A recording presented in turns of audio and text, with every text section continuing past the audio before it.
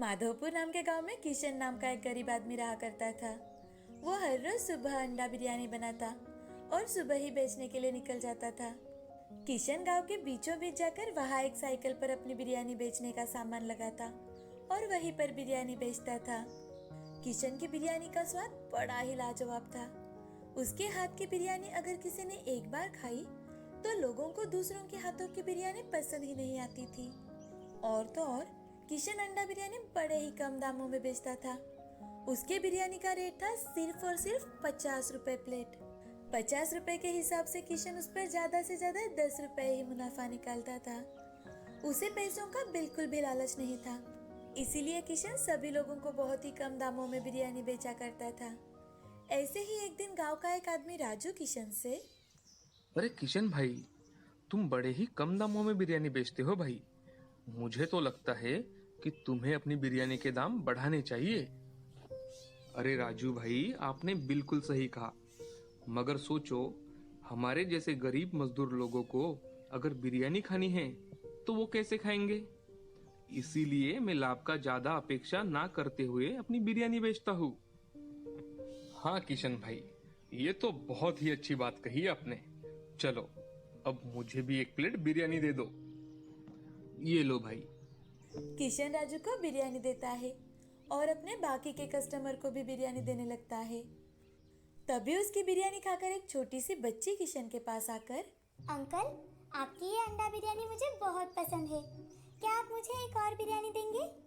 घर पर मेरा भाई है ना, मैं उसे भी बिरयानी खिलाना चाहती हूँ। अरे गुड़िया, क्यों नहीं, ये लो एक प्लेट और बिरयानी।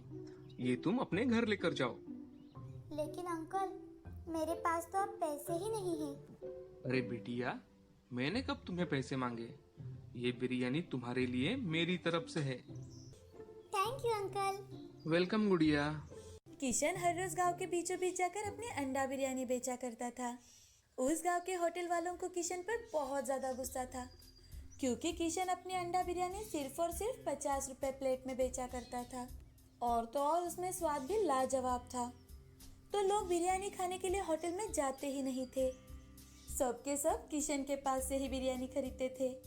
ये सब देखकर एक होटल वाले हरिया को बहुत ज्यादा गुस्सा आता है और वो अपने लोगों से, अरे ये किशन का बच्चा इतने सस्ते में बिरयानी कैसे बेचता है।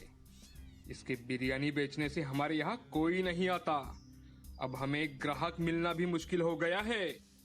मालिक, इसका कुछ ना कुछ बंदोबस्त तो करना ही पड़ेगा, नहीं तो हमारा धंधा चौपट हो सकता है। हाँ, मैं भी वही सोच रहा हूँ। तुम एक काम करो, अपने कुछ आदमियों को लेकर उसके साइकिल के दुकान पर जाओ और उसका पूरा दुकान तहस नहस कर डालो। हाँ, ये अच्छा रहेगा मालिक। कुछ ही देर में हरिया के नौकर अपने साथ हॉकी स्टिक लेकर किशन की दुकान पर जाते हैं। इतने सारे लोग अपनी तरफ हॉकी स्टिक लेकर आते थे, किशन बहुत ज्यादा डर जाता है कि तभी सारे के सारे लोग आकर किशन से, क्या रे, तेरे को मस्ती चढ़ी है क्या, जो हमारे मालिक के होटल के मुकाबले में तू बिरयानी बेचता है। अबे ओए चपड़गंजू, तेरे को खुद की जिंदगी प्यारी नहीं क्या बे। 2-3 आदमी मिलकर किशन का पूरा दुकान तहस नहस कर देते हैं और सभी किशन को नीचे गिराकर बहुत मारते हैं। कुछ बात अगर पल्ले पड़ी हो तो कल से यहाँ बिरयानी बेचने मत आना, समझे। नहीं तो और भी तरीके हैं हमारे पास समझाने के। अरे नहीं नहीं साहेब, मैं आज के बाद यहाँ कभी बिरयानी नहीं बेचूंगा साहेब, मुझे माफ कर दो साहेब। हाँ, यही तुम्हारे लिए सही रहेगा बच्चू। अब सभी आदमी वहां से चले जाते हैं। किशन उठकर किसी तरह से अपना सामान समेटने की कोशिश करने लगता है, लेकिन उसे बहुत ज्यादा दर्द हो रहा था। उसे कई सारी जख्में हुई थी।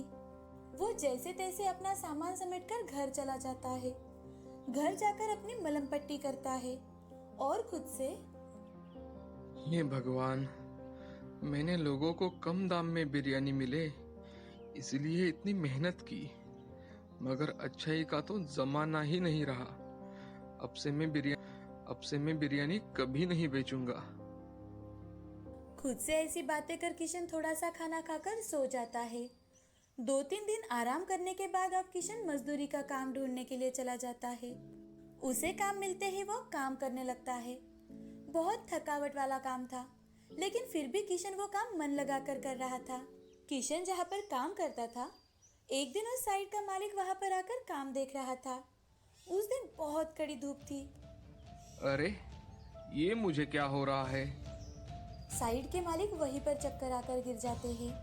ये देख किशन जल्दी से उनके पास जाता है और उनके चेहरे पर पानी मारकर उन्हें होश में लाता है। मालिक उठकर देखते हैं तो उन्हें एक काम करने वाले मजदूर ने मदद की थी। ये देख।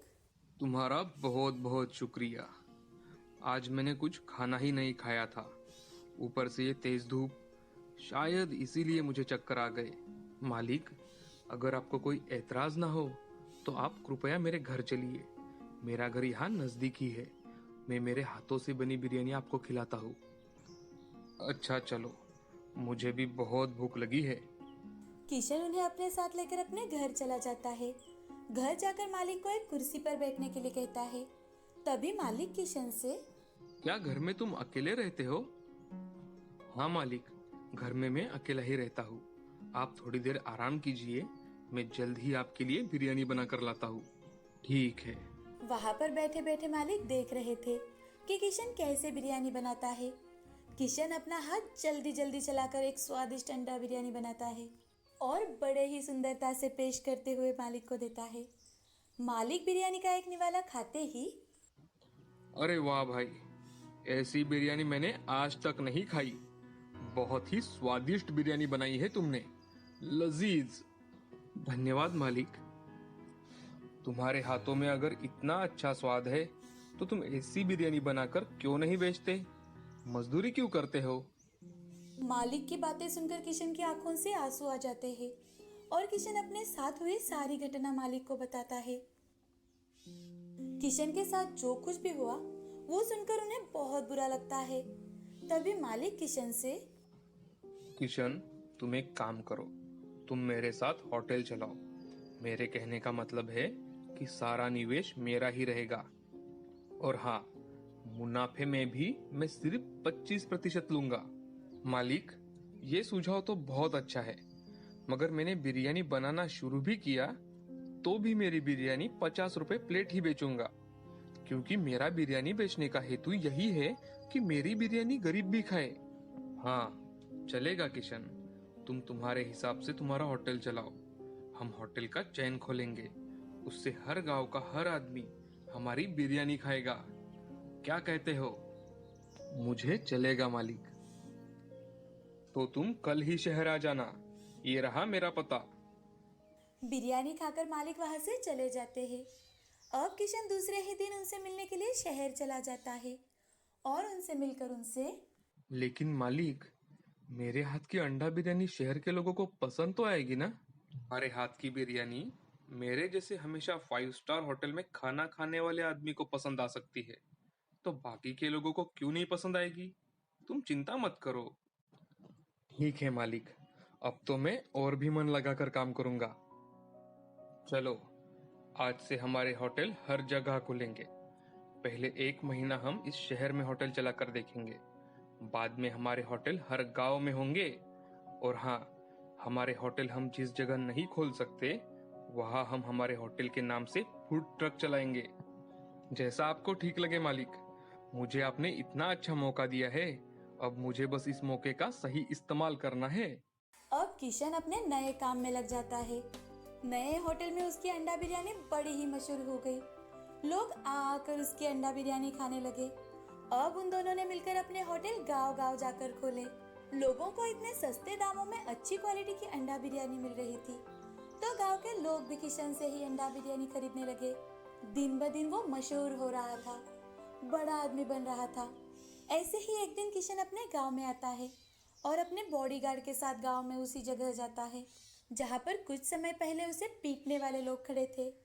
किशन अपने बॉडीगार्ड से, इन्हें पानी मांगने तक मारो। इनको पता चलना चाहिए कि अगर कोई गरीब आदमी अपना व्यापार करना चाहता है तो उसे करने देना चाहिए। इनके जैसे लोगों की वजह से ही आम आदमी धंधा करने का सोच भी नहीं सकता। किशन के ऐसे कहते ही बॉडीगार्ड उन लोगों को बहुत पीटते हैं और उन्हें फिर से ऐसा ना करे इसकी समझ देते हैं। अब माधवपुर गांव में किशन का नाम बड़े आदर के साथ लिया जा रहा था। उसे सभी लोग बड़ी इज्जत देने लगे। किशन से प्रेरित होकर अब गांव के लोग भी अपना अपना व्यवसाय करने लगे, अपना काम करने लगे। किशन ने अपनी कड़ी मेहनत के दम पर अपना नसीब बनाया था। इस कहानी से हमें ये सीख मिलती है कि हमेशा मेहनत करने वालों को अपनी मंजिल मिल ही जाती है और अपनी कड़ी मेहनत के दम पर हमेशा हम हमारे सपने पूरे कर सकते हैं।